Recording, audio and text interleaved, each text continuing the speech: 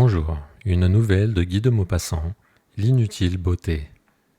La Victoria, fort élégante, attelée de 2 superbes chevaux noirs, attendait devant le perron de l'hôtel. C'était à la fin de juin, vers 5h30, et, entre les toits qui enfermaient la cour d'honneur, le ciel apparaissait plein de clarté, de chaleur, de gaieté. La comtesse de Mascaret se montra sur le perron, juste au moment où son mari, qui rentrait, arriva sous la porte cochère. Il s'arrêta quelques secondes pour regarder sa femme, et il pâlit un peu. Elle était fort belle, svelte, distinguée, avec sa longue figure ovale, son teint d'ivoire doré, ses grands yeux gris et ses cheveux noirs. Et elle monta dans sa voiture sans le regarder, sans paraître même l'avoir aperçu, avec une allure si particulièrement racée que l'infâme jalousie dont il était depuis si longtemps dévoré le mordit au cœur de nouveau. Il s'approcha et la saluant. « Vous allez vous promener, dit-il » Elle laissa passer 4 mots entre ses lèvres dédaigneuses. « Vous le voyez bien. »« Au bois ? C'est probable. Me serait-il permis de vous accompagner ? La voiture est à vous. » Sans s'étonner du ton dont elle lui répondait, il monta et s'assit à côté de sa femme, puis il ordonna « Au bois !» Le valet de pied sauta sur le siège auprès du cocher, et les chevaux, selon leur habitude, piaffèrent en saluant de la tête jusqu'à ce qu'ils eussent tourné dans la rue. Les 2 époux demeurèrent côte à côte sans se parler. Il cherchait comment entamer l'entretien, mais elle gardait un visage si obstinément dur qu'il n'osait pas. À la fin, il glissa sournoisement sa main vers la main gantée de la comtesse et la toucha comme par hasard, mais le geste qu'elle fit en retirant son bras fut si vif et si plein de dégoût qu'il demeura anxieux, malgré ses habitudes d'autorité et de despotisme. Alors il murmura « Gabriel !» Elle demanda sans tourner la tête. « Que voulez-vous ?»« Je vous trouve adorable. » Elle ne répondit rien et demeurait étendue dans sa voiture avec un air de reine irritée. Il montait maintenant les Champs-Élysées vers l'arc de triomphe de l'Étoile. L'immense monument, au bout de la longue avenue, ouvrait dans un ciel rouge son arche colossale.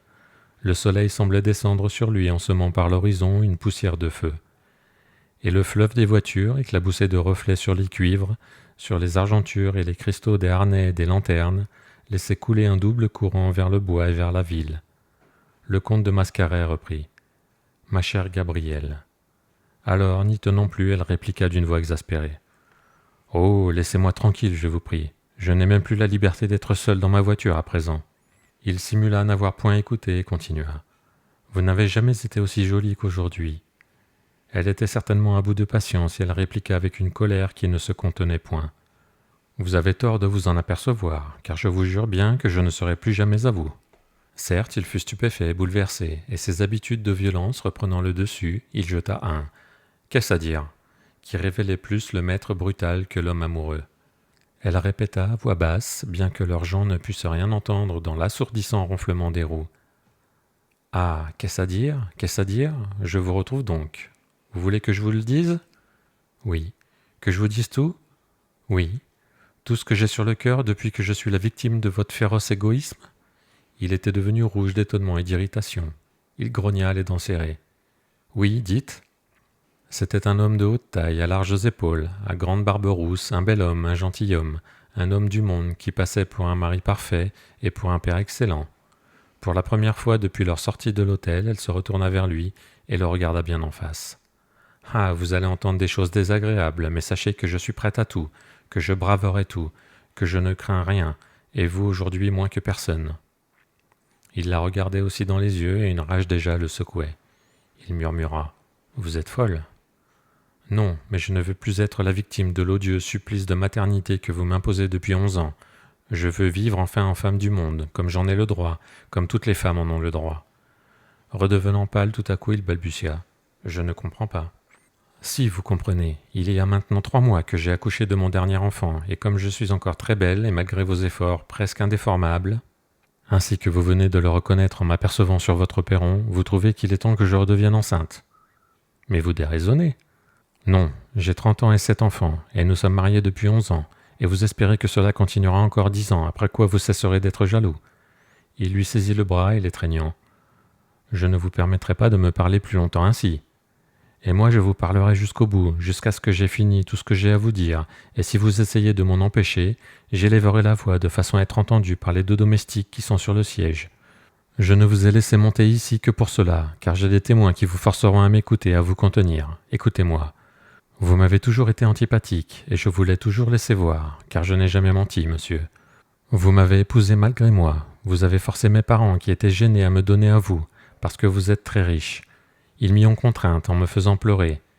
Vous m'avez donc acheté, et dès que j'ai été en votre pouvoir, dès que j'ai commencé à devenir pour vous une compagne prête à s'attacher, à oublier vos procédés d'intimidation et de coercition, pour me souvenir seulement que je devais être une femme dévouée et vous aimer autant qu'il m'était possible de le faire, vous êtes devenu jaloux, vous, comme aucun homme ne l'a jamais été, d'une jalousie d'espion, basse, ignoble, dégradante pour vous, insultante pour moi.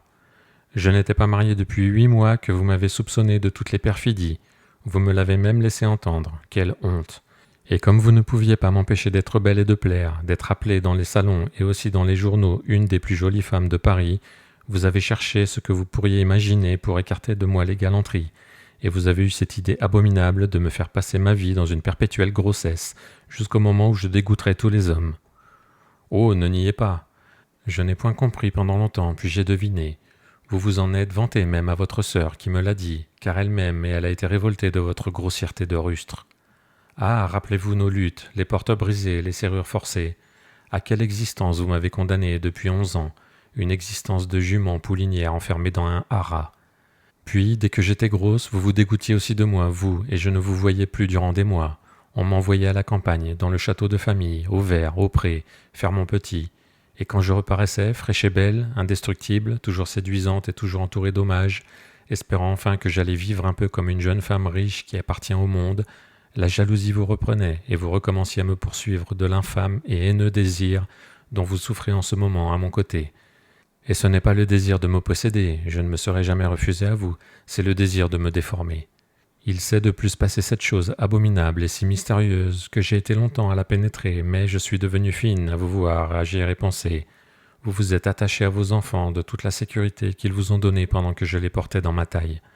Vous avez fait de l'affection pour eux avec toute l'aversion que vous aviez pour moi, avec toutes vos craintes ignobles momentanément calmées et avec la joie de me voir grossir.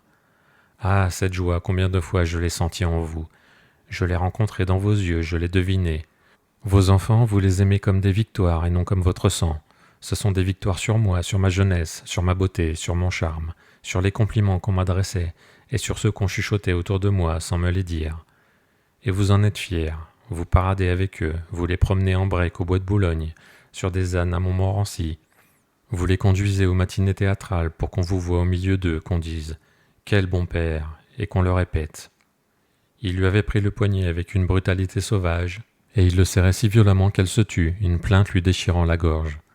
Et il lui dit tout bas « J'aime mes enfants, entendez-vous ? Ce que vous venez de m'avouer est honteux de la part d'une mère. Mais vous êtes à moi, je suis le maître, votre maître. Je puis exiger de vous ce que je voudrais, quand je voudrais. Et j'ai la loi, pour moi. » Il cherchait à lui écraser les doigts dans la pression de tenaille de son gros poignet musculeux. Elle, livide de douleur, s'efforçait en vain d'ôter sa main de cet étau qui la broyait, et la souffrance la faisant halter, des larmes lui vinrent aux yeux. « Vous voyez bien que je suis le maître, dit-il, et le plus fort. » Il avait un peu desserré son étreinte, elle reprit. « Me croyez-vous pieuse ?» Il balbutia surpris. « Mais oui. » « Pensez-vous que je crois à Dieu ? » ?»« Mais oui. » « Que je pourrais mentir en vous faisant un serment devant un autel où est enfermé le corps du Christ ? » ?»« Non. » « Voulez-vous m'accompagner dans une église ? » ?»« Pourquoi faire ? » ?»« Vous le verrez bien. Voulez-vous ? » ?»« Si vous étonniez, oui. » Elle éleva la voix en appelant. « Philippe !» Le cocher, inclinant un peu le cou, sans quitter ses chevaux des yeux, sembla tourner son oreille seule vers sa maîtresse, qui reprit.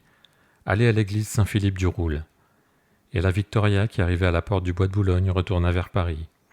La femme et le mari n'échangèrent plus une parole pendant ce nouveau trajet. Puis, lorsque la voiture fut arrêtée devant l'entrée du temple, madame de Mascaret, sautant à terre, y pénétra, suivie à quelques pas par le comte. Elle alla sans s'arrêter jusqu'à la grille du chœur et, tombant à genoux contre une chaise, cacha sa figure dans ses mains et pria. Elle pria longtemps, et lui, debout derrière elle, s'aperçut enfin qu'elle pleurait. Elle pleurait sans bruit, comme pleurent les femmes dans les grands chagrins poignants. C'était, dans tout son corps, une sorte d'ondulation qui finissait par un petit sanglot, caché, étouffé sous ses doigts. Mais le comte de Mascaret jugea que la situation se prolongeait trop, et il la toucha sur l'épaule. Ce contact la réveilla comme une brûlure. Se dressant, elle le regarda les yeux dans les yeux. « Ce que j'ai à vous dire, le voici. Je n'ai peur de rien, vous ferez ce que vous voudrez. Vous me tuerez si cela vous plaît. Un de vos enfants n'est pas à vous, je vous le jure devant le Dieu qui m'entend ici. C'était l'unique vengeance que j'eusse contre vous, contre votre abominable tyrannie de mal, contre ces travaux forcés de l'engendrement auxquels vous m'avez condamné. Qui fut mon amant, vous ne le saurez jamais. Vous soupçonnerez tout le monde. Vous ne le découvrirez point. Je me suis donné à lui sans amour et sans plaisir, uniquement pour vous tromper. Et il m'a rendu mère aussi, lui. Qui est son enfant, vous ne le saurez jamais. J'en ai 7, cherchez. Cela je comptais vous le dire plus tard, bien plus tard, car on s'est vengé d'un homme en le trompant que lorsqu'il le sait. Vous m'avez forcé à vous le confesser aujourd'hui, j'ai fini. Et elle s'enfuit à travers l'église, vers la porte ouverte sur la rue, s'attendant à entendre derrière elle le pas rapide de l'époux bravé et à s'affaisser sur le pavé sous le coup d'assommoir de son poing. Mais elle n'entendit rien et gagna sa voiture. Elle y monta d'un saut, crispée d'angoisse, haletant de peur, et cria au cocher. À l'hôtel. Les chevaux partirent au grand trot. La comtesse de Mascaret, enfermée en sa chambre, attendait l'heure du dîner comme un condamné à mort attendant l'heure du supplice. Qu'allait-il faire? Était-il rentré? Despote, emporté, prêt à toutes les violences, qu'avait-il médité, qu'avait-il préparé, qu'avait-il résolu? Aucun bruit dans l'hôtel, et elle regardait à tout instant les aiguilles de sa pendule. La femme de chambre était venue pour la toilette crépusculaire, puis elle était partie. 8 heures sonnèrent, et presque tout de suite 2 coups furent frappés à la porte. « Entrez. » Le maître d'hôtel parut et dit « Madame la comtesse est servie. » Le comte est rentré? « Oui, madame la comtesse, monsieur le comte est dans la salle à manger. » Elle eut pendant quelques secondes la pensée de s'armer d'un petit revolver qu'elle avait acheté quelque temps auparavant, en prévision du drame qui se préparait dans son cœur. Mais elle songea que tous les enfants seraient là, et elle ne prit rien qu'un flacon de sel. Lorsqu'elle entra dans la salle, son mari, debout près de son siège, attendait. Ils échangèrent un léger salut et s'assirent. Alors les enfants à leur tour prirent place. Les 3 fils, avec leur précepteur, l'abbé Marin, étaient à la droite de la mère. Les 3 filles, avec la gouvernante anglaise, mademoiselle Smith, étaient à gauche. Le dernier enfant, âgé de 3 mois, restait seul à la chambre avec la nourrice. Les 3 filles, toutes blondes, dont l'aînée avait 10 ans, vêtues de toilettes bleues, ornées de petites dentelles blanches, ressemblaient à d'exquises poupées. La plus jeune n'avait pas 3 ans. Toutes, jolies déjà, promettaient de devenir belles comme leur mère. Les 3 fils, 2 châtains, et l'aîné, âgé de 9 ans déjà, brun, semblaient annoncer des hommes vigoureux, de grande taille, aux larges épaules. La famille entière semblait bien du même sang, fort et vivace. L'abbé prononça la bénédicité selon l'usage lorsque personne n'était invité, car, en présence des étrangers, les enfants ne venaient point à table. Puis on se mit à dîner. La comtesse, étreinte d'une émotion qu'elle n'avait point prévue, demeurait les yeux baissés, tandis que le comte examinait tantôt les 3 garçons et tantôt les 3 filles, avec des yeux incertains qui allaient d'une tête à l'autre, troublés d'angoisse. Tout à coup, en reposant devant lui son verre à pied, il le cassa et le rougit se répandit sur la nappe. Au léger bruit que fit ce léger accident, la comtesse eut un soubresaut qui la souleva sur sa chaise. Pour la première fois, ils se regardèrent. Alors, de moment en moment, malgré eux, malgré la crispation de leur chair et de leur cœur, dont les bouleversait chaque rencontre de leurs prunelles, ils ne cessaient plus de les croiser comme des canons de pistolet. L'abbé, sentant qu'une gêne existait dont il ne devinait pas la cause, essaya de semer une conversation. Il égrenait des sujets sans que ces inutiles tentatives fissent éclore une idée, fissent naître une parole. La comtesse, par tact féminin, obéissant à ses instincts de femme du monde, essaya 2 ou 3 fois de lui répondre, mais en vain. Elle ne trouvait point ces mots dans la déroute de son esprit, et sa voix lui faisait presque peur dans le silence de la grande pièce où sonnaient seulement les petits heurts de l'argenterie et des assiettes. Soudain son mari, se penchant en avant, lui dit « En ce lieu, au milieu de vos enfants, me jurez-vous la sincérité de ce que vous m'avez affirmé tantôt ?» La haine fermentée dans ses veines la souleva soudain, et répondant à cette demande avec la même énergie qu'elle répondait à son regard, elle leva ses 2 mains, la droite vers les fronts de ses fils, la gauche vers les fronts de ses filles, et d'un accent ferme, résolu, sans défaillance. « Sur la tête de mes enfants, je jure que je vous ai dit la vérité. » Il se leva et, avec un geste exaspéré ayant lancé sa serviette sur la table, il se retourna en jetant sa chaise contre le mur, puis sortit sans ajouter un mot. Mais elle, alors, poussa un grand soupir, comme après une première victoire, reprit d'une voix calmée. « Ne faites pas attention, mes chéris, votre papa a éprouvé un gros chagrin tantôt, et il a encore beaucoup de peine. Dans quelques jours, il n'y paraîtra plus. » Alors elle causa avec l'abbé, elle causa avec mademoiselle Smith. Elle eut pour tous ses enfants des paroles tendres, des gentillesses, de ces douces gâteries de mère qui dilatent les petits cœurs. Quand le dîner fut fini, elle passa au salon avec toute sa maisonnée. Elle fit bavarder les aînés, conta des histoires aux derniers, et, lorsque fut venue l'heure du coucher général, elle les baisa très longtemps, puis, les ayant envoyés dormir, elle rentra seule dans sa chambre. Elle attendit, car elle ne doutait pas qu'il viendrait. Alors, ses enfants étant loin d'elle, elle se décida à défendre sa peau d'être humain comme elle avait défendu sa vie de femme du monde. Et elle cacha dans la poche de sa robe le petit revolver chargé qu'elle avait acheté quelques jours plus tôt. Les heures passaient, les heures sonnaient, tous les bruits de l'hôtel s'éteignirent. Seuls les fiacres continuèrent dans les rues de leur roulement vague, doux et lointain à travers les tentures des murs. Elle attendait, énergique et nerveuse, sans peur de lui maintenant, prête à tout et presque triomphante, car elle avait trouvé pour lui un supplice de tous les instants et de toute la vie. Mais les premières lueurs du jour glissèrent entre les franges du bas de ses rideaux sans qu'il fût entré chez elle. Alors elle comprit stupéfaite qu'il ne viendrait pas.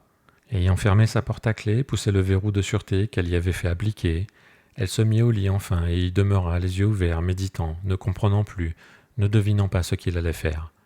Sa femme de chambre, en lui apportant le thé, lui remit une lettre de son mari. Il lui annonçait qu'il entreprendrait un voyage assez long et la prévenait, en post-scriptum, que son notaire lui fournirait les sommes nécessaires à toutes les dépenses. C'était à l'opéra pendant un entr'acte de Robert le Diable. Dans l'orchestre, les hommes debout, le chapeau sur la tête, le gilet largement ouvert sur la chemise blanche, où brillaient l'or et les pierres des boutons, regardaient les loges pleines de femmes décolletées, diamantées, emperlées, épanouies dans cette serre illuminée où la beauté des visages et l'éclat des épaules semblent fleurir pour les regards au milieu de la musique et des voix humaines. Deux amis, le dos tourné à l'orchestre, lorgnaient en causant toute cette galerie d'élégance, toute cette exposition de grâce, vraie ou fausse, de bijoux, de luxe et de prétention qui s'étalait en cercle autour du grand théâtre.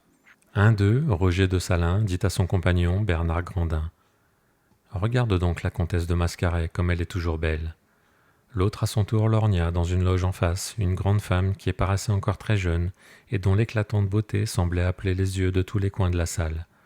Son teint pâle au reflet d'ivoire lui donnait un air de statue, tandis qu'en ses cheveux noirs comme une nuit, un mince diadème en arc-en-ciel, poudre de diamants, brillait ainsi qu'une voie lactée. Quand il le regardait quelque temps, Bernard Grandin répondit avec un accent badin de conviction sincère. « Je te crois qu'elle est belle. Quel âge peut-elle avoir maintenant ? Attends, je vais te dire ça exactement. Je la connais depuis son enfance. Je l'ai vue débuter dans le monde comme jeune fille. Elle a 36 ans. Ce n'est pas possible, j'en suis sûr. Elle en porte 25. Et elle a eu 7 enfants. C'est incroyable. Ils vivent même tous les 7, et c'est une fort bonne mère. Je vais un peu dans la maison qui est très agréable, très calme, très saine. Elle réalise le phénomène de la famille dans le monde. Est-ce bizarre, et on n'a jamais rien dit d'elle ?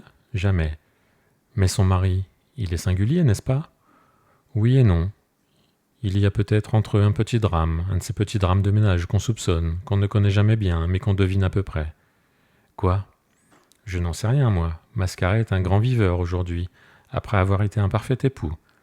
Tant qu'il est resté bon mari, il a eu un affreux caractère, ombrageux et grincheux.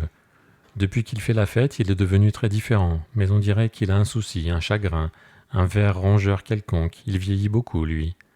Alors les deux amis philosophèrent quelques minutes sur les peines secrètes, inconnaissables, que des dissemblances de caractère ou peut-être des antipathies physiques, inaperçues d'abord, peuvent faire naître dans une famille. Roger de Salins, qui continuait à lorgner Madame de Mascaret, reprit. « Il est incompréhensible que cette femme-là ait eu 7 enfants. » « Oui, en 11 ans. Après quoi elle a clôturé à 30 ans, sa période de production pour entrer dans la brillante période de représentation qui ne semble pas près de finir. Les pauvres femmes, pourquoi les plains-tu ? Pourquoi ? Ah, mon cher, songe donc. 11 ans de grossesse pour une femme comme ça, quel enfer ! C'est toute la jeunesse, toute la beauté, toute l'espérance de succès, tout l'idéal poétique de la vie brillante qu'un sacrifice à cette abominable loi de la reproduction qui fait de la femme normale une simple machine à pondre des êtres. Que veux-tu, c'est la nature ? Oui, mais je dis que la nature est notre ennemie, qu'il faut toujours lutter contre la nature, car elle nous ramène sans cesse à l'animal. Ce qu'il y a de propre, de joli, d'élégant, d'idéal sur la terre, ce n'est pas Dieu qui l'y a mis, c'est l'homme, c'est le cerveau humain. C'est nous qui avons introduit dans la création, en la chantant, en l'interprétant, en l'admirant en poète, En l'idéalisant en artiste, en l'expliquant en savant qui se trompe mais qui trouve au phénomène des raisons ingénieuses, un peu de grâce, de beauté, de charme inconnu et de mystère. Dieu n'a créé que des êtres grossiers, pleins de germes des maladies, qui, après quelques années d'épanouissement bestial, vieillissent dans des infirmités avec toutes les laideurs et toutes les impuissances de la décrépitude humaine. Il ne les a fait, semble-t-il, que pour se reproduire salement et pour mourir ensuite, ainsi que les insectes éphémères des soirs d'été. J'ai dit pour se reproduire salement, j'insiste. Qu'y a-t-il en effet de plus ignoble, de plus répugnant que cet acte ordurier et ridicule de la reproduction des êtres, contre lequel toutes les âmes délicates sont et seront éternellement révoltées, puisque tous les organes inventés par ce créateur économe et malveillant servent à deux fins, pourquoi n'en a-t-il pas choisi d'autres qui ne fussent point malpropres et souillés, pour leur confier cette mission sacrée, la plus noble et la plus exaltante des fonctions humaines? La bouche qui nourrit le corps avec des aliments matériels répand aussi la parole et la pensée. La chair se restaure par elle, en même temps qu'elle se communique l'idée. L'odorat qui donne aux poumons l'air vital donne au cerveau tous les parfums du monde, l'odeur des fleurs, des bois, des arbres, de la mer. L'oreille qui nous fait communiquer avec nos semblables nous a permis encore d'inventer la musique, de créer du rêve, du bonheur, de l'infini et même du plaisir physique avec des sons. Mais on dirait que le Créateur, sournois et cynique, a voulu interdire à l'homme de jamais anoblir, embellir et idéaliser sa rencontre avec la femme. L'homme, cependant, a trouvé l'amour, ce qui n'est pas mal comme réplique au dieu narquois, et il a si bien paré de poésie littéraire que la femme souvent oublie à quel contact elle est forcée. Ceux parmi nous qui sont impuissants à se tromper en s'exaltant ont inventé le vice et raffiné les débauches, ce qui est encore une manière de berner Dieu et de rendre hommage, un hommage impudique à la beauté. Mais l'être normal fait des enfants ainsi qu'une bête accouplée par la loi. Regarde cette femme. N'est-ce pas abominable de penser que ce bijou, que cette perle née pour être belle, admirée, fêtée, adorée, a passé 11 ans de sa vie à donner des héritiers au comte de Mascaret? Bernard Grandin dit en riant. Il y a beaucoup de vrai dans tout cela, mais peu de gens te comprendraient. Salin s'animait.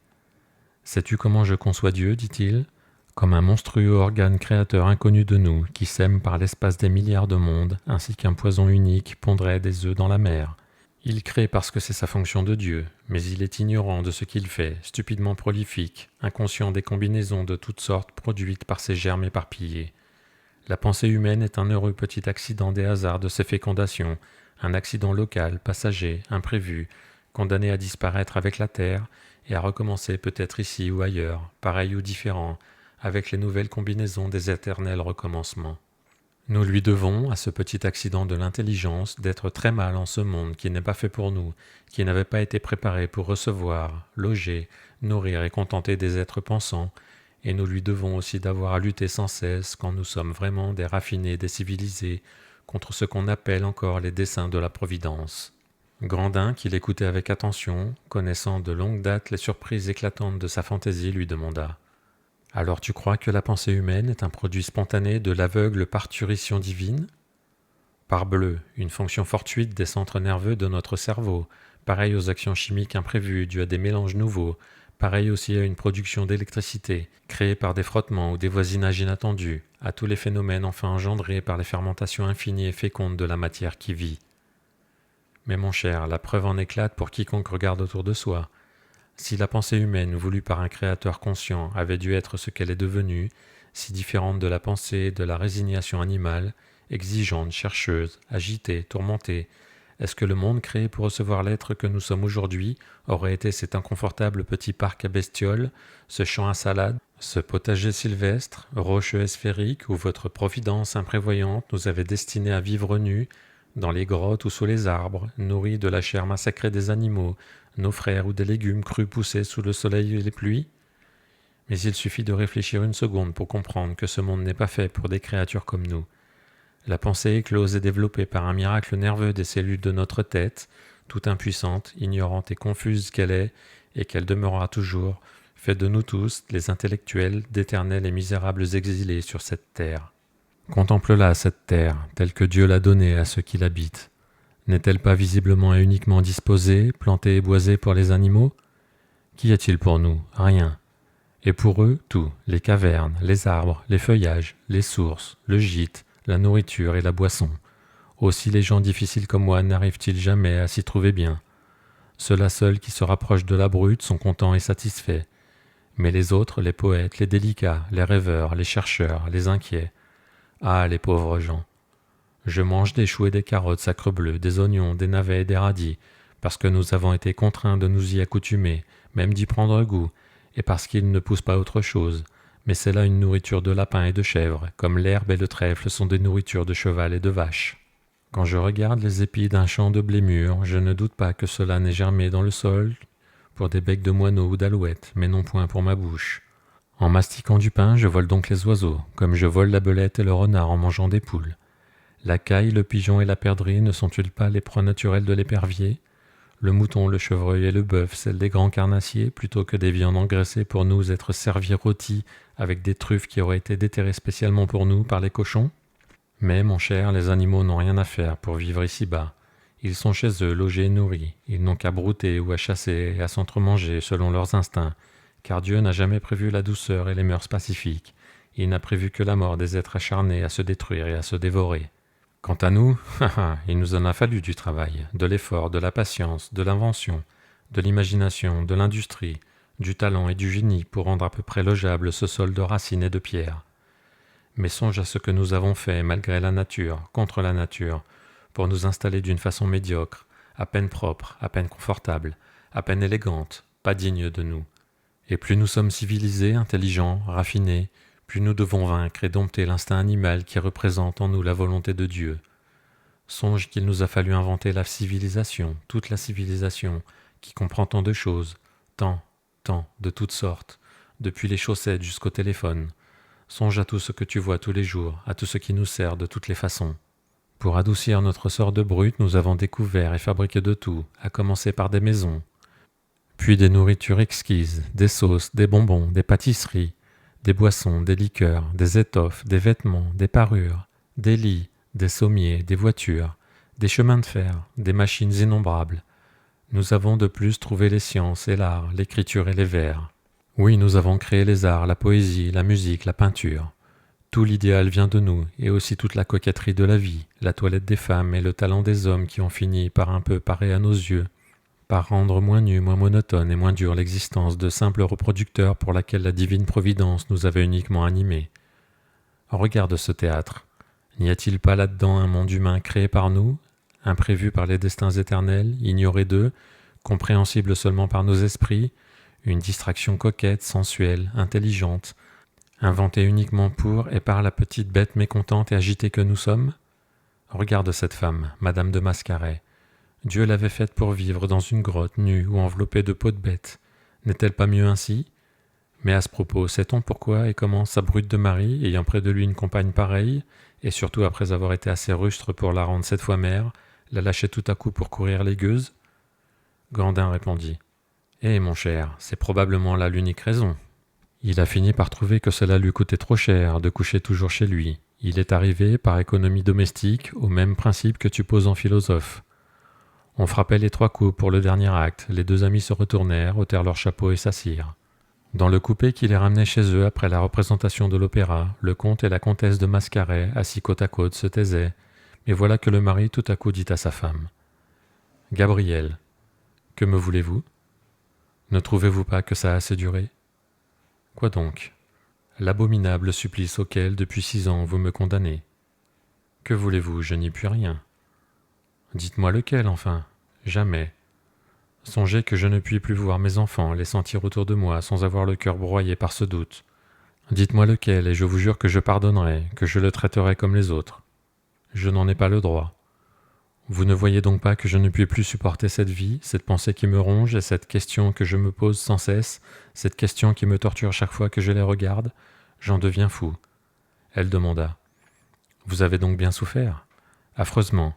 Est-ce que j'aurais accepté sans cela l'horreur de vivre à votre côté et l'horreur, plus grande encore, de sentir, de savoir parmi eux qu'il y en a un que je ne puis connaître et qui m'empêche d'aimer les autres? Elle répéta. Alors, vous avez vraiment souffert beaucoup? Il répondit d'une voix contenue et douloureuse. Mais puisque je vous le répète tous les jours que c'est pour moi un intolérable supplice, sans cela serais-je revenu? Serais-je demeuré dans cette maison, près de vous et près d'eux, si je ne les aimais pas, eux? Ah, vous vous êtes conduite avec moi d'une façon abominable, J'ai pour mes enfants la seule tendresse de mon cœur, vous le savez bien.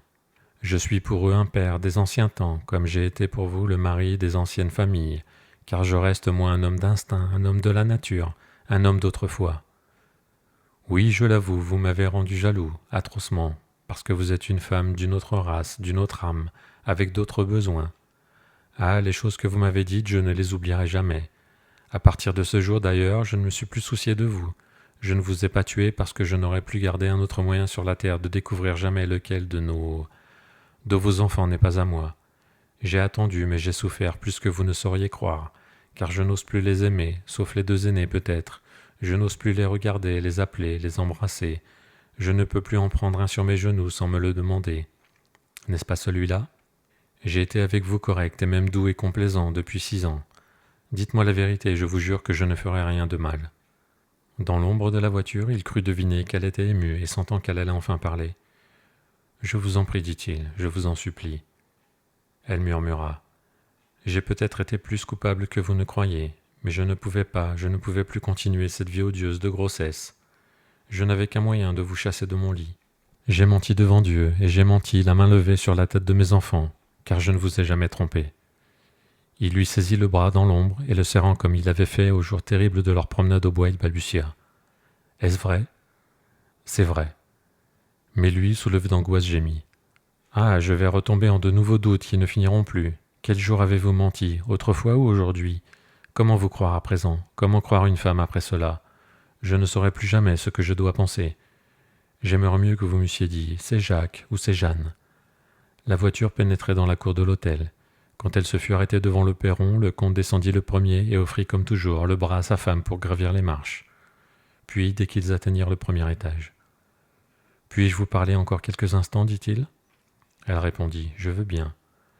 Ils entrèrent dans un petit salon dont un valet de pied, un peu surpris, alluma les bougies. Puis, quand ils furent seuls, il reprit « Comment savoir la vérité ? Je vous ai supplié 1000 fois de parler, vous êtes resté muette, impénétrable, inflexible, inexorable. Et voilà qu'aujourd'hui vous venez me dire que vous avez menti. Pendant 6 ans, vous avez pu me laisser croire une chose pareille. Non, c'est aujourd'hui que vous mentez, je ne sais pourquoi, par pitié pour moi peut-être. » Elle répondit avec un air sincère et convaincu. « Mais sans cela, j'aurais encore eu 4 enfants pendant les 6 dernières années. » Il s'écria. « C'est une mère qui parle ainsi ?» Ah, dit-elle, je ne me sens plus du tout la mère des enfants qui ne sont pas nés. Il me suffit d'être la mère de ceux que j'ai et de les aimer de tout mon cœur. Nous sommes des femmes du monde civilisé, monsieur. Nous ne sommes plus et nous refusons d'être de simples femelles qui repeuplent la terre. Elle se leva, mais il lui saisit les mains. Un mot seulement, Gabriel, dites-moi la vérité. Je viens de vous la dire, je ne vous ai jamais trompé. Il la regardait bien en face, si belle, avec ses yeux gris comme des ciels froids. Dans sa sombre coiffure, dans cette nuit opaque, des cheveux noirs luisaient le diadème poudré de diamants, pareil à une voie lactée. Alors il sentit par une sorte d'intuition que cet être-là n'était plus seulement une femme destinée à perpétuer sa race, mais le produit bizarre et mystérieux de tous nos désirs compliqués, amassés en nous par les siècles, détournés de leur but primitif et divin, errant vers une beauté mystique, entrevue et insaisissable. Elles sont ainsi quelques-unes qui fleurissaient uniquement pour nos rêves, parées de tout ce que la civilisation a mis de poésie, de luxe idéal, de coquetterie et de charme esthétique autour de la femme, cette statue de chair qui avive autant que les fièvres sensuelles d'immatériels appétits. L'époux demeurait debout devant elle, stupéfait de cette tardive et obscure découverte, touchant confusément la cause de sa jalousie ancienne et comprenant mal tout cela. Il dit enfin « Je vous crois, je sens qu'en ce moment vous ne me mentez pas. Et autrefois, en effet, il m'avait toujours semblé que vous mentiez. » Elle lui tendit la main. « Alors nous sommes amis ?» Il prit cette main et la baisa en répondant. « Nous sommes amis, merci Gabriel. » Puis il sortit en la regardant toujours, émerveillé qu'elle fût encore si belle, et sentant naître en lui une émotion étrange, plus redoutable peut-être que l'antique et simple amour.